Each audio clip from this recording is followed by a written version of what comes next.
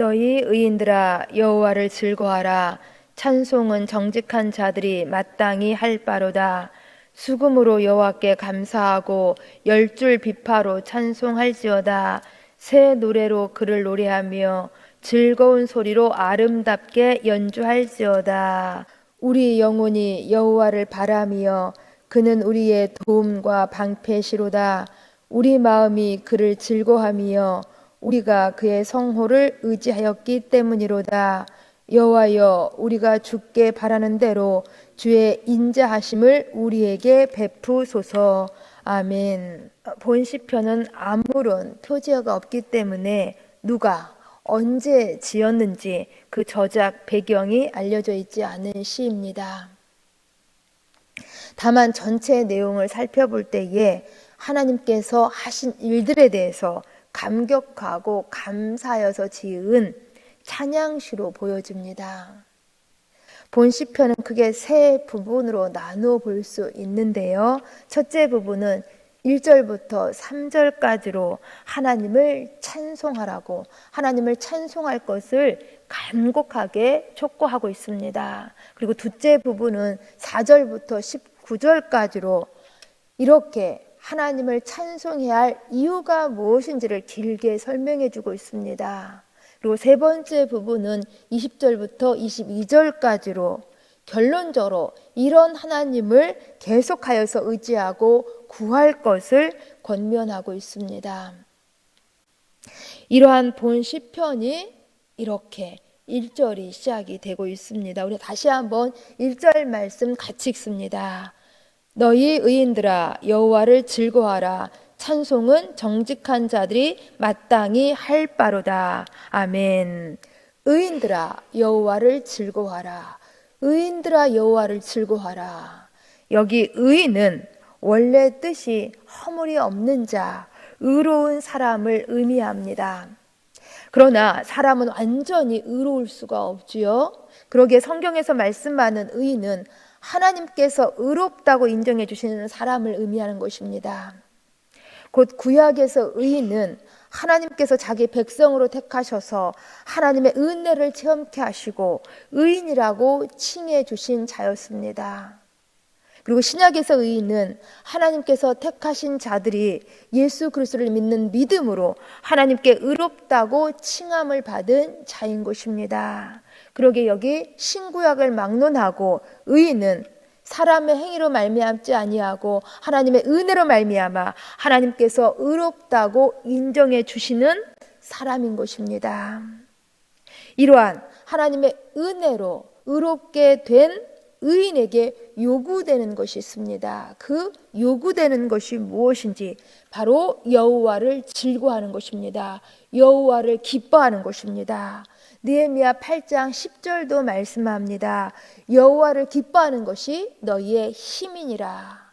여호와를 기뻐하는 것이 너희의 힘이니라. 그렇습니다. 우리 신앙생활의 힘은 바로 여기 하나님을 기뻐하는 데서 나오는 것입니다. 우리가 잘 아는 소요리 문답 첫 번째 질문도 이것입니다. 사람의 제일 되는 목적이 무엇인지, 사람의 제일 되는 목적이 무엇인지 답은 이것이지요. 하나님을 영화롭게 하는 것과 하나님을 영원토록 즐거워하는 것이 답인 것입니다. 곧 하나님께서 택하셔서 하나님께 은혜를 입은 의인들은 당연히 여호와를 즐거워할 수밖에 없다는 것입니다. 이 하나님을 향한 즐거움의 표시가 바로 찬송인 것입니다. 찬송은 정직한 자들이 마땅히 할 바로다. 그러기에 여기 찬송은 사람에게 호소하는 노래가 아니라 오직 하나님의 존재, 하나님의 성품, 하나님께서 하신 그 위대한 일들에 대해서 노래하는 것입니다. 그러면 찬송은 하나님의 은혜로 의인된 성도가 하나님께서 받으시도록, 하나님께서 높임 받으시도록 진정한 마음을 다해서 즐거운 마음으로 우리 드려야 하는 것입니다. 이것이 바로 구원받은 성도의 마땅한 도리라고 말씀하고 있습니다. 그러면 우리 어떻게 찬송해야 할까요? 2절에서 말씀합니다. 수금으로 여호와께 감사하고 10줄 비파로 찬송할지어다 말씀합니다. 수금으로 비파로 찬송하라는 것입니다. 시편 150편을 보시면은요, 여기 수금, 비파 이런 악기 외에도 나팔과 수고, 퉁소와 재금동 다양한 악기를 언급하고 있습니다.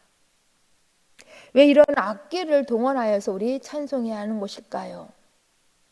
그것은 우리 입술로서, 우리 언어로서, 우리 말로서 하나님을 찬송하는 것을 다 표현할 수 없기 때문에 이렇게 온갖 악기를 동원해서라도 마땅히 찬송받으셔야 할 하나님을 찬송하라는 것입니다.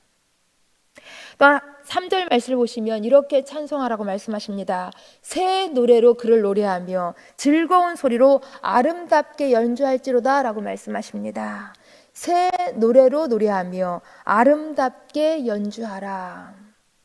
여기 새 노래는 새롭게 만든 그러한 노래만을 의미하는 것이 아니라 부르는 성도의 마음에서 새롭게 불려지는, 새롭게 결단되어지는, 새롭게 고백되어지는 그러한 찬송을 의미합니다. 그 새 노래는 새로운 노래가 중요한 것이 아니라 부르는 성도의 새 마음이 더 중요한 것입니다. 또한 아름답게 연주하라 말씀하시는 데에 여기 아름답게 연주하라는 것은 악기 사용에 있어서 박자에 맞춰서 정확하게 연주할 것을 말씀합니다.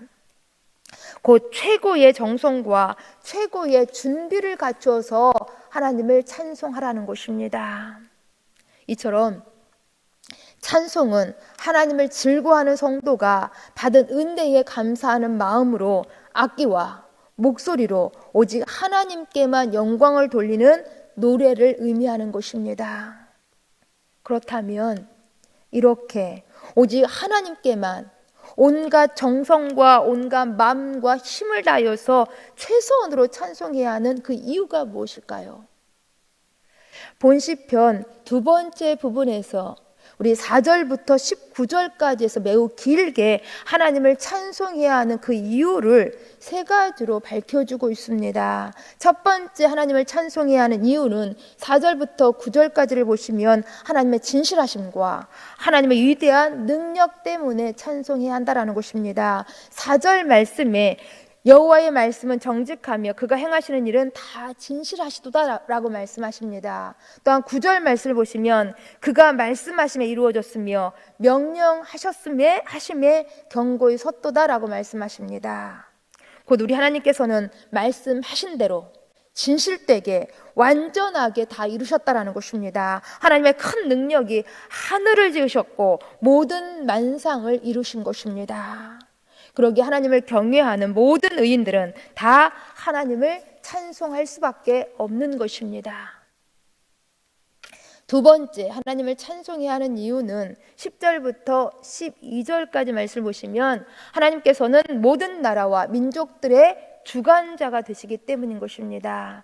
10절 말씀에서 여호와께서 나라들의 계획을 폐하시며 민족들의 사상을 무효하게 하시도다 라고 말씀하십니다.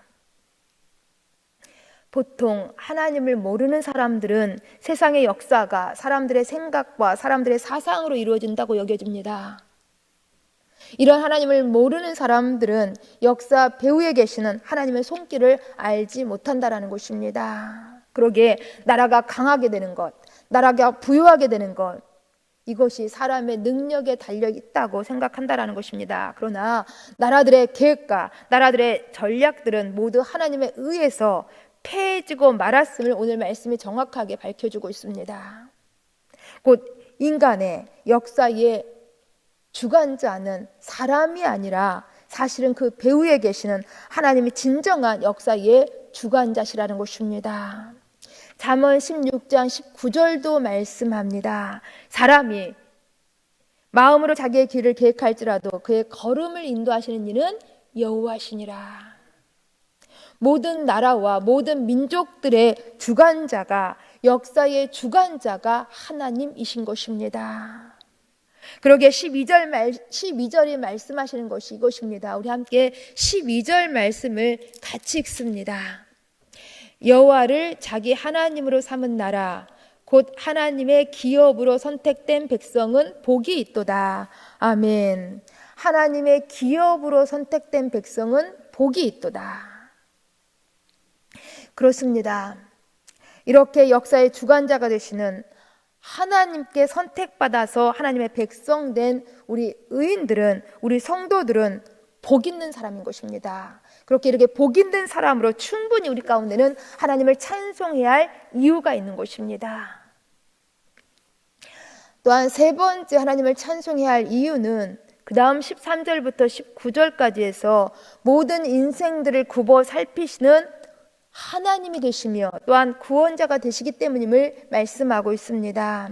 먼저 13절, 14절, 15절 말씀을 보시면 계속하여서 반복하여서 말씀하시는 것이 이것입니다.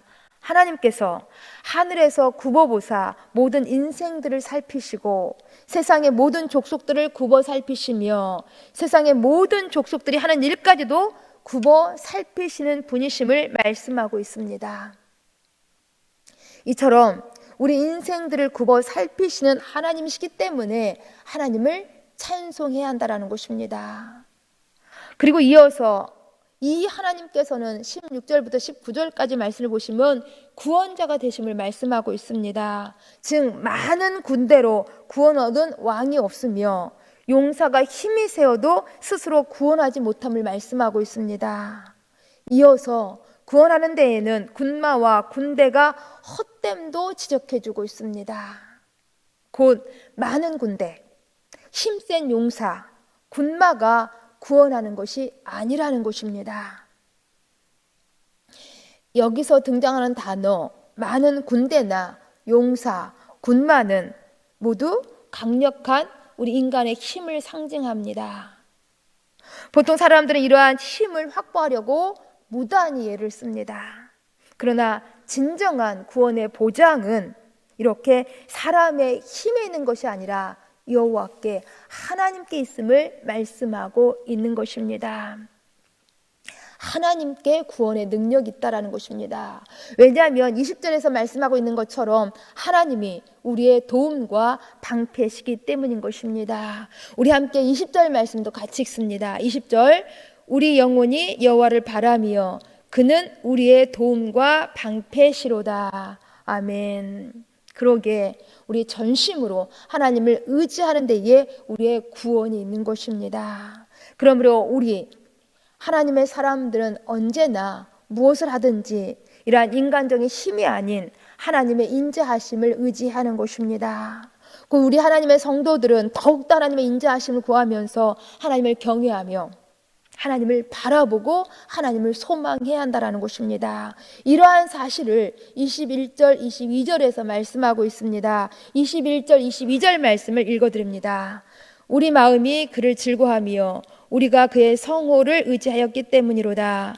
여호와여 우리가 주께 바라는 대로 주의 인자하심을 우리에게 베푸소서. 아멘. 우리 함께 기도하시겠습니다. 참으로 우리의 모든 찬송을 받으시기 합당하신 좋으신 아버지 하나님 감사함을 드립니다.